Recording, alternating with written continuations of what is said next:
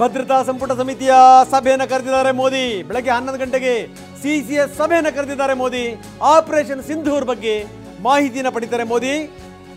ರಾತ್ರಿ ಪೂರ್ತಿ ಎಚ್ಚರವಾಗಿದ್ದರು ಪ್ರಧಾನಿ. ಎಲ್ಲ ವಿವರಗಳನ್ನು ಕಲೆ ಹಾಕ್ತಾ ಇದ್ರು. ಈಗ ಎಲ್ಲ ವಿವರಗಳನ್ನು ಪಡಿತಾ ಇದ್ದಾರೆ. ಕ್ಷಣ ಕ್ಷಣದ ಮಾಹಿತಿಯನ್ನು ಕೂಡ ಮೋದಿ ಪಡೆದಿದ್ರು. ರಾತ್ರಿ ಬೆಳಗ್ಗೆ 11 ಗಂಟೆಗೆ ಸಿಸಿಎಸ್ ಸಭೆಯನ್ನು ಕರೆದಿದ್ದಾರೆ ಪ್ರಧಾನಿ ಮೋದಿ. ಆಪರೇಷನ್ ಸಿಂಧೂರ್ನ ಎಲ್ಲ ಮಾಹಿತಿಯನ್ನು ಮೋದಿ ಪಡಿತಾರೆ. ಅಷ್ಟೇ ಅಲ್ಲ, ಮುಂದಿನ ತಂತ್ರಗಾರಿಕೆಗಳೇನು, ಮುಂದಿನ ಕಾರ್ಯತಂತ್ರಗಳೇನು, ಮುಂದೆ ಕೊಡುವಂಥ ಏಟ್ ಇದೆಯಲ್ಲ ಅದು ಯಾವ ರೀತಿ ಇರಬೇಕು. ಸಾಮಾನ್ಯವಾಗಿ ಈ ರೀತಿಯ ಒಂದು ಘಟನಾವಳಿಗಳಾದಂಥ ಸಂದರ್ಭದಲ್ಲಿ ಅಲ್ಲಿದ್ದಂಥವ್ರನ್ನೆಲ್ಲ ಸ್ಥಳಾಂತರಿಸ್ಬಿಟ್ಟಿರ್ತಾರೆ. ಹೌದು, ಭಾರತ ಕಣ್ಣಿಟ್ಟಿದ್ದು ಇಂಥವರ ಮೇಲೆ. ಈಗ POK ವ್ಯಾಪ್ತಿಯಲ್ಲಿರುವಂಥ ಭಯೋತ್ಪಾದಕ ಶಿಬಿರಗಳಿಂದ ಎಲ್ಲಿಗೆ ಹೋಗ್ತಾರೆ ಅವರು, ಎಕ್ಸಾಕ್ಟ್ಲಿ ಎಷ್ಟು ದೂರಕ್ಕೆ ಹೋಗಿ ತಲುಪ್ತಾರೆ, ಅದೆಲ್ಲವನ್ನು ಕೂಡ ಭಾರತ ವಾಚ್ ಮಾಡ್ತಾ ಇತ್ತು. ಅದರ ಪರಿಣಾಮ ಸಿಂಧೂರ್ ಮುಖಾಂತರ ಗೊತ್ತಾಗ್ತಾ ಇದೆ. ಹರೀಶ್, ನಾವು ಪ್ರತಿನಿಧಿ ಇದಕ್ಕೆ ಸಂಬಂಧಪಟ್ಟಾಗೆ ಏನಾಗ್ತಾ ಇದೆ ಈಗಿನ ಡೆವಲಪ್ಮೆಂಟ್ಸ್, ಯಾಕಂದ್ರೆ ಇದು ಇಲ್ಲಿಗೆ ನಿಲ್ಲುವಂಥದ್ದಲ್ಲ, ಇದರ ವ್ಯಾಪ್ತಿ ಬಹಳ ಮುಂದಕ್ಕೆ ಹೋಗುತ್ತಿದ್ದು. ಮತ್ತಷ್ಟು ಡೀಟೇಲ್ಸ್ ಅನ್ನ ಕೊಡ್ತಾರೆ ನಮ್ಮ ಜೊತೆಗೆ ನೇರ ಸಂಪರ್ಕದಲ್ಲಿ ಜಾಯ್ನ್ ಆಗ್ತಾ ಇದ್ದಾರೆ ಹರೀಶ್. ಪಾಕಿಸ್ತಾನ ಈಗ ಆಲ್ರೆಡಿ ಕ್ಲೈಮ್ ಮಾಡೋದಕ್ಕೆ ಶುರುವಾಗಿದೆ, ನಾಗರಿಕರ ಹತ್ಯೆ ಆಗಿದೆ ಅನ್ನುವಂಥ ವಿಚಾರ.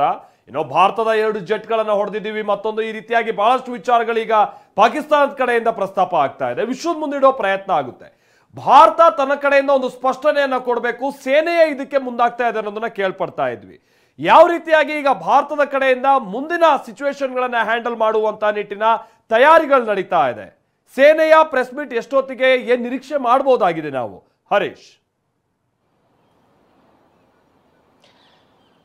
ಹೌದು ಮಾಲ್ತೇಶ್, ಭಾರತ ರಾತ್ರಿ 1:44 ಸುಮಾರಿಗೆ ಪಾಕಿಸ್ತಾನದ ಮೇಲೆ ದಾಳಿಯನ್ನ ಮಾಡಿದೆ. ಪಾಕಿಸ್ತಾನದಲ್ಲಿ ಅಡಗಿ ಇರ್ತಕ್ಕಂತಹ ಉಗ್ರರ ನೆಲೆಗಳ ಮೇಲೆ ದಾಳಿಯನ್ನ ಮಾಡಿದೆ. 9 ಕಡೆ ದಾಳಿಯನ್ನ ಮಾಡಿರುವಂತದ್ದು. ಈ ದಾಳಿಯ ಸಂಪೂರ್ಣ ಮಾಹಿತಿಯನ್ನ ಸೇನೆಯ ಅಧಿಕಾರಿಗಳು ಕೊಡ್ತಾರೆ.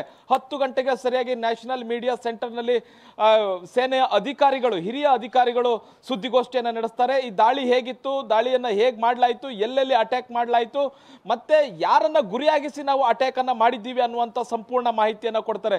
ಈಗ ಪಾಕಿಸ್ತಾನ ಹೇಳ್ತಿರುವಂತಹದ್ದು ತನ್ನನ್ನ ತಾನು ವಿಕ್ಟಿಮ್ ಅನ್ನುವಂತ ನಿಟ್ಟಿನಲ್ಲಿ ಕ್ಲೈಮ್ ಮಾಡ್ಕೊಳ್ತಾ ಇದೆ.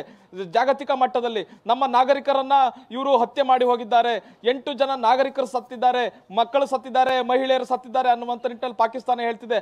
ಆದ್ರೆ ಭಾರತ ಹೇಳ್ತಿರುವಂತಹದ್ದು ನಾವು ನಾಗರಿಕರ ಮೇಲೆ ದಾಳಿ ಮಾಡಿಲ್ಲ, ಉಗ್ರರ ಮೇಲೆ ದಾಳಿ ಮಾಡಿದ್ದೇವೆ, ಉಗ್ರರ ಅಡಗುದಾಣಗಳ ಮೇಲೆ ದಾಳಿ ಮಾಡಿದ್ದೇವೆ, ಉಗ್ರರನ್ನ ಪೋಷಿಸ್ತಿರ್ತಕ್ಕಂತಹ ಬಿಲ್ಡಿಂಗ್ ಗಳನ್ನು ನಾವು ಧ್ವಂಸ ಮಾಡಿದ್ದೇವೆ, ಹಾಗೆ ಅಲ್ಲಿನ ಉಗ್ರರನ್ನು ಕೂಡ ನಾವು ಹತ ಮಾಡಿದ್ದೇವೆ ಅನ್ನುವಂಥದ್ದನ್ನ ಭಾರತದ ಸೇನೆ ಹೇಳ್ತಿರುವಂತಹದ್ದು. ಅಧಿಕೃತವಾಗಿ ಎಷ್ಟು ಜನ ಸಾವನ್ನಪ್ಪಿದ್ದಾರೆ, ಎಷ್ಟು ಉಗ್ರ ಅಡಗುದಾಣಗಳನ್ನ ಧ್ವಂಸ ಮಾಡಿದ್ದೇವೆ, ಉಗ್ರರ ನೆಲೆಗಳನ್ನ ಧ್ವಂಸ ಮಾಡಿದ್ದೇವೆ ಅನ್ನುವಂಥದ್ದನ್ನ ಸೇನೆಯ ಹಿರಿಯ ಅಧಿಕಾರಿಗಳು 10 ಗಂಟೆಗೆ ಸರಿಯಾಗಿ ಸುದ್ದಿಗೋಷ್ಠಿಯನ್ನ ನಡೆಸಿ ಇಡೀ ವಿಶ್ವಕ್ಕೆ ಒಂದು ಮಾಹಿತಿಯನ್ನ ಕೊಡ್ತಾರೆ. ನಾವು ಮಾಡಿದಂತಹ ಕಾರ್ಯಾಚರಣೆ ಹೇಗಿತ್ತು, ಎಷ್ಟು ಯುದ್ಧ ವಿಮಾನಗಳನ್ನ ಬಳಸಲಾಯಿತು, ಏನನ್ನ ಟಾರ್ಗೆಟ್ ಮಾಡಲಾಯಿತು, ಯಾವ್ಯಾವ ಪ್ರದೇಶದಲ್ಲಿ ಟಾರ್ಗೆಟ್ ಮಾಡಿದ್ವಿ, ಮತ್ತೆ ನಮ್ಮ ಉದ್ದೇಶ ಏನಾಗಿತ್ತು ಅನ್ನುವಂತಹದನ್ನ ಸೇನೆ ಹೇಳುತ್ತೆ. ಯಾಕಂದ್ರೆ ಭಾರತದ ಉದ್ದೇಶ ಒಂದೇ, ಪಾಕಿಸ್ತಾನದಲ್ಲಿ ಮತ್ತು ಪಾಕ್ ಆಕ್ಯುಪೈಡ್ ಕಾಶ್ಮೀರದಲ್ಲಿ ಇರ್ತಕ್ಕಂತಹ ಉಗ್ರರನ್ನ ಸದೆ ಬಡಿಬೇಕು. ಅದನ್ನೇ ಪ್ರಧಾನಿ ನರೇಂದ್ರ ಮೋದಿ ಅವರು ಹೇಳಿದ್ರು. ಹುಡುಕಿ ಹುಡುಕಿ ಕೊಲ್ಲುತ್ತೇವೆ, ಪಾಕಿಸ್ತಾನದಲ್ಲಿರಲಿ ಅಥವಾ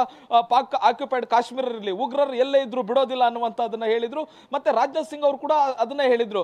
ಭಾರತ ಏನನ್ನ ಬಯಸ್ತಾ ಇದೆ, ಭಾರತದ ಜನರು ಈ ಕ್ಷಣದಲ್ಲಿ ಏನನ್ನ ಬಯಸ್ತಾ ಇದ್ದಾರೆ ಅದನ್ನ ನಾವು ಮಾಡ್ತೀವಿ, ಅದನ್ನ ನಾವು ಮಾಡಿ ತೋರಿಸ್ತೀವಿ ಅನ್ನುವಂಥದ್ದು ಹೇಳಿದ್ರು. ಅದಾದ ಕೆಲವೇ ದಿನಗಳಲ್ಲಿ ಈಗ ಭಾರತ ಪಾಕ್ ಮೇಲೆ ದಾಳಿ ಮಾಡಿರುವಂತಹದ್ದು, ಪಾಕ್ ನಾಗರಿಕರ ಮೇಲೆ ದಾಳಿ ಮಾಡಿಲ್ಲ, ಪಾಕ್ ಸೈನ್ಯದ ಮೇಲೆ ದಾಳಿ ಮಾಡಿಲ್ಲ, ಪಾಕ್ನ ಉಗ್ರರ ನೆಲೆಗಳ ಮೇಲೆ ಭಾರತ ದಾಳಿ ಮಾಡಿದೆ.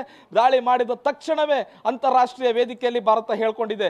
ಮುಖ್ಯವಾಗಿ ಅಮೆರಿಕದ ಜೊತೆ ಮಾತಾಡಿದೆ. ದಾಳಿ ಆದ ಕೆಲವೇ ಕ್ಷಣಗಳಲ್ಲಿ America, Britain, UAE, Iran, Russia ಈ ರಾಷ್ಟ್ರಗಳ ಜೊತೆ ಮಾತುಕತೆಯನ್ನ ಮಾಡಿದೆ. ಸೌದಿ ಅರೇಬಿಯಾದ ಜೊತೆ ಕೂಡ ಹೇಳಿದೆ, ಹೌದು ನಾವು ಪಾಕಿಸ್ತಾನದ ಮೇಲೆ ಈ ತರದೊಂದು ದಾಳಿ ಮಾಡಿದ್ದೀವಿ, ನಮ್ಮ ದಾಳಿಯ ಉದ್ದೇಶ ಸ್ಪಷ್ಟ, ಉಗ್ರವಾದವನ್ನ ಮಟ್ಟ ಹಾಕಬೇಕು, ಆ ಕಾರಣಕ್ಕಾಗಿ ನಾವು ಪಾಕಿಸ್ತಾನದ ಮೇಲೆ ಇಂತಿಂತ ಜಾಗಗಳಲ್ಲೇ ನಾವು ದಾಳಿ ಮಾಡಿ ಬಂದಿದ್ದೀವಿ, ಇಂತಿಷ್ಟೇ ನುಕ್ಸಾನ್ ಆಗಿದೆ ಪಾಕಿಸ್ತಾನಕ್ಕೆ ಅನ್ನುವಂಥದ್ದನ್ನು ಕೂಡ ಈಗ ಹೇಳಿರುವಂತ. ಆದ್ರೆ ಪಾಕಿಸ್ತಾನ ಅದನ್ನು ಒಪ್ಕೊಳ್ಳಿಕ್ಕೆ ಸಿದ್ಧ ಇಲ್ಲ.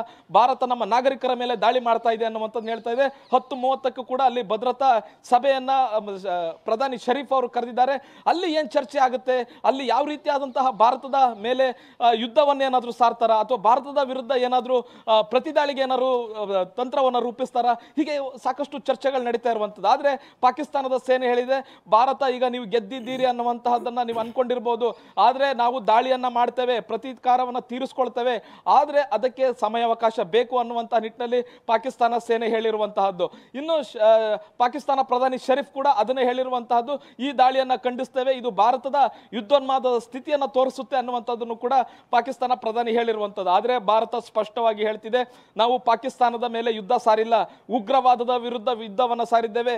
ಪಾಕ್ ಸೇನೆ ISI ಪೋಷಿಸ್ತಾ ಇರ್ತಕ್ಕಂಥ ಉಗ್ರರ ನೆಲೆಗಳನ್ನು ನಾವು ಹೊಡೆದುರುಳಿಸಿದ್ದೇವೆ ಅನ್ನುವಂತಹದನ್ನ ಭಾರತ ಹೇಳ್ತಿದೆ. ಮತ್ತೆ ಎಸ್, ಒಂದು ನಿಮಿಷ ನೀವು ಹಾಗೆ ಸಂಪರ್ಕದಲ್ಲಿರಿ.